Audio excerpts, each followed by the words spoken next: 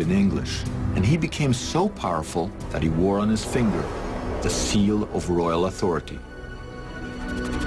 Discovering Joseph's seal at Avaris would prove that the Israelites arrived here exactly when our timeline predicts.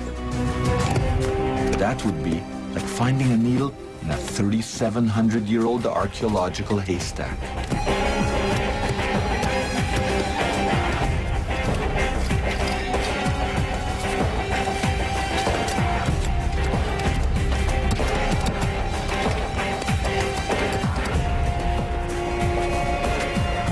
Incredibly, the tiny seal was found, precisely at the archaeological layer we anticipated. In fact, Professor Manfred Bitak found no less than 9 seals worn by Joseph's court officials. Inscribed right on them is the Hebrew name Yaakov, Joseph's father. It's very strange that we found 9 seals with the name Jacob here. It's a biblical name, by the way. The original was probably mounted on a ring worn on the finger, and this gives us a new puzzle. Is it really a puzzle? Not if one uses our chronology. This is the only time that a Hebrew name appears on an Egyptian royal seal. It directly connects Avaris with the Bible, but Professor Bitak steers clear of biblical chronology. He's under the constant watch of the Egyptian Antiquities Authority, who have made Avaris off limits to the public. Supposedly for conservation reasons, Professor Bitak has been forced to cover up his dig every single year.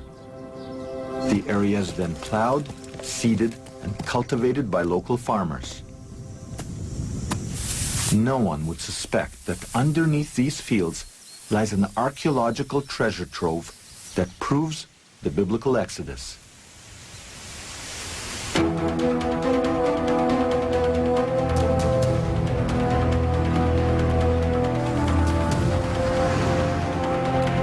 Now that we found hard evidence for the arrival of the Israelites in Egypt and their rise to power, we went searching for archaeological proof of their downfall and the slavery that led to the Exodus.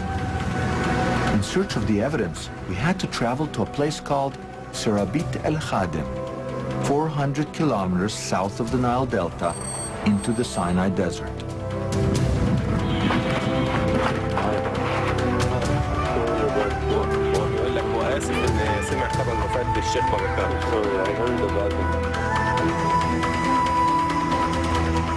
For thousands of years, Egyptians mined turquoise in this area. Often they used slave labor. The ancient turquoise mines are off the beaten tourist track. The only ones who know their way in this area are the Bedouins, who still live at the foot of the mines. I heard once that the Bedouin, they can do like the Prophet Musa, that they know which rocks have water in them. They break it. Is that true? We got here, paid our respects to the local sheikh, and recruited one of his sons to show us the way. Okay, let's go.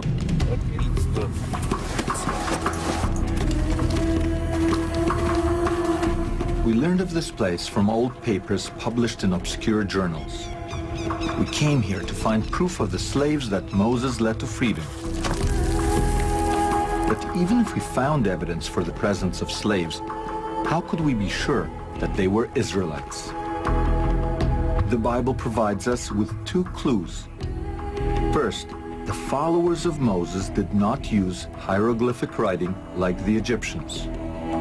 Rather, the biblical tradition states that they used an early form of alphabetic writing. Also, the Israelites did not worship Egyptian gods, but a single God that the Bible calls El.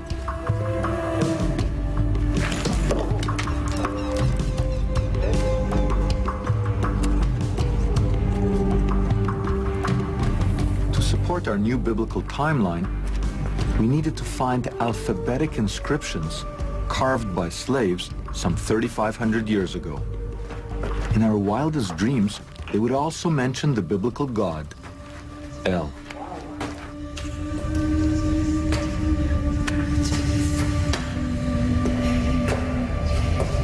And sure enough, there are slave inscriptions here, and one of them records a 3,500-year-old cry.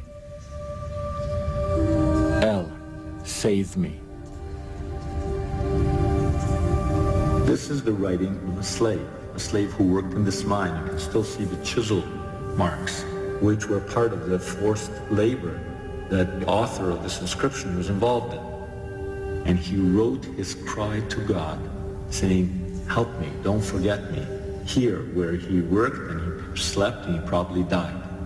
And it represents an incredible moment in human history. Not only is it the first inscription that records the name of God, El, but it also records the oldest, or maybe the second oldest, alphabetic inscription. It's the basis on which Hebrew, Aramaic, Greek, Latin, English, Arabic, all is based on this writing.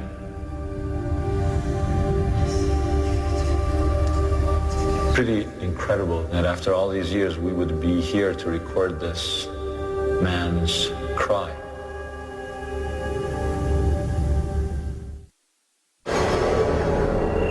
Yachmos' stela, the Beni Hassan tomb paintings, Joseph's royal seal, and the Israelite slavery inscriptions all point to approximately 1500 BCE as the date for Moses and the Exodus. If our date is correct, then there's something else that we have to factor in.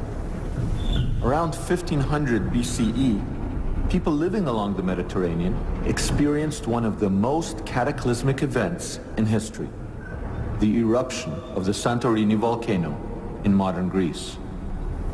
This eruption may be another crucial clue for decoding the biblical Exodus. This is the island of Santorini, 700 kilometers from the Egyptian coast across the Mediterranean. It is literally the mouth of a volcano. Some 3,500 years ago, Santorini was destroyed by one of the worst volcanic eruptions in human history. When it erupted, the volcano essentially brought to an end the Minoan civilization that once flourished here. It sent an ash cloud that measured some 40 kilometers straight up and 200 kilometers across. The sound of the eruption circled the Earth some 10 to 12 times. To put this in perspective, an eruption like Santorini would be hundreds to thousands of times stronger, more explosive than the atom bomb that was dropped on Hiroshima. The energy of that eruption was so immense, you would have had these huge explosions that were happening, and you'd hear crack, crack, crack. For hundreds of kilometers, people around were listening to it. We were getting earthquakes, probably magnitude 3, 4, maybe even 5 or higher, that were happening extremely rapidly. And it would have been, I'm sure, to the people living there as if the world was coming to an end.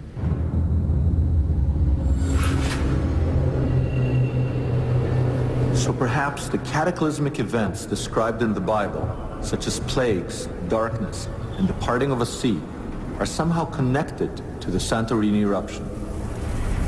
But like all things related to the Exodus, dating the Santorini eruption to 1500 BCE can be controversial. People have been arguing about the dates of Santorini. Volcanologists and geologists would date the eruption in the 1600s BC. Archaeologists tend to date it in the 1500s BC. Digging at Avaris, Professor Bitak has no doubt that he can pinpoint the Santorini eruption to the exact time period where we place the Exodus. Here, pumice from the Santorini eruption appears for the first time.